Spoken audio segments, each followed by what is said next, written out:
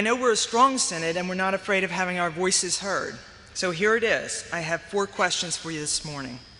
They're simple questions, and I'm going to give you a hint. The answer I'm looking for is yes. All right? So here we go. Are you ready to be heard? Okay. Southeastern Pennsylvania Synod, are you ready to make changes for the sake of the gospel? Yes.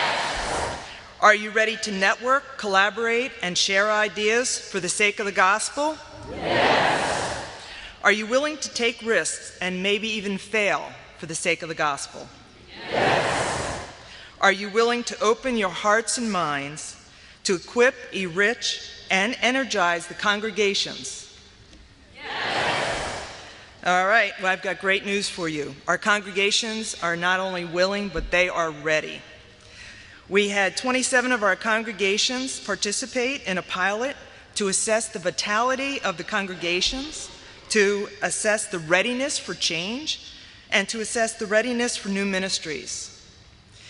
What we heard from the leaders of the congregations and the congregations themselves is that they are willing to try new things, they are willing to work together, and yes, they're even willing to change some of the things that we do today. We are now poised to reshape the Synod as a network to equip the saints, innovate ways of being church, and communicate what God is doing through us. So where are we heading? We are heading forward together in faith. The difference between the first century church and the 21st century church is the fact that it's the 21st century. It is not the first century, so we have to be very, very creative and imaginative. And as you heard in Dan on the Street, a lot of good is being done, but there is an incredible amount of challenge and opportunity still left to be attended to. And so that's why equipping is so essential. And I loved Bishop Clare's sermon today about the keys. This isn't new that we want to equip. What is new is how we equip for the sake of the church in the 21st century. And so as a part of this vision, we've tried to find new and creative ways that we can learn how to better equip, nurture, care for our churches and our leaders. Innovators are willing to risk talking to a crowd that doesn't normally talk back. It's okay to say amen. Innovators have an innate ability to create something out of nothing, to make life better. Lay and clergy, innovators have a passion for transformation. We want to take the world higher.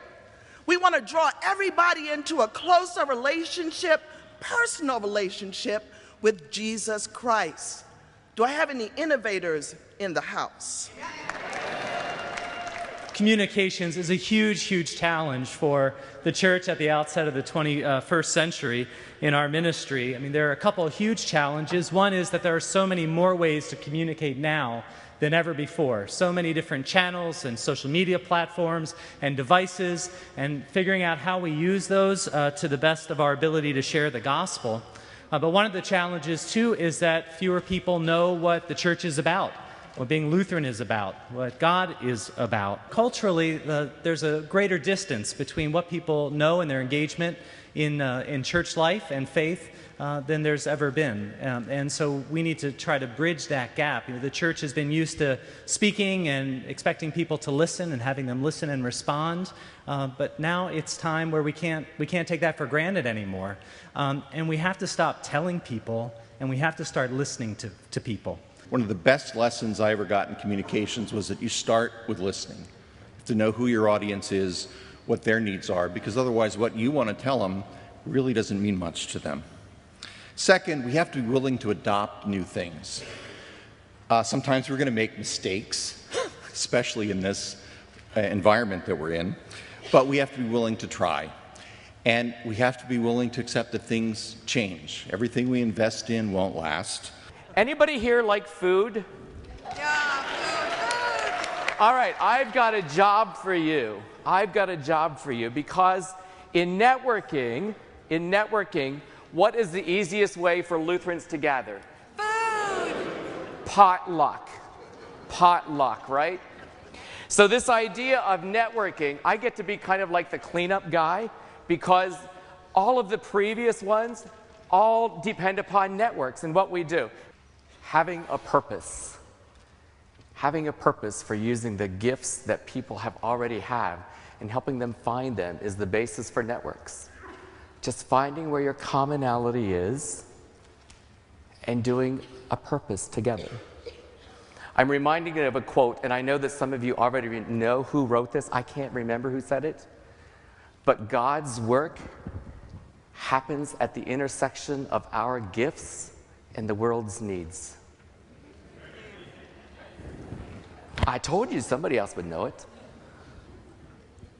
But God's is made known where the intersection of our gifts and what the world needs. That's a network. That's a network. That's a combination of holy threads. Threads of you and me and all of us together.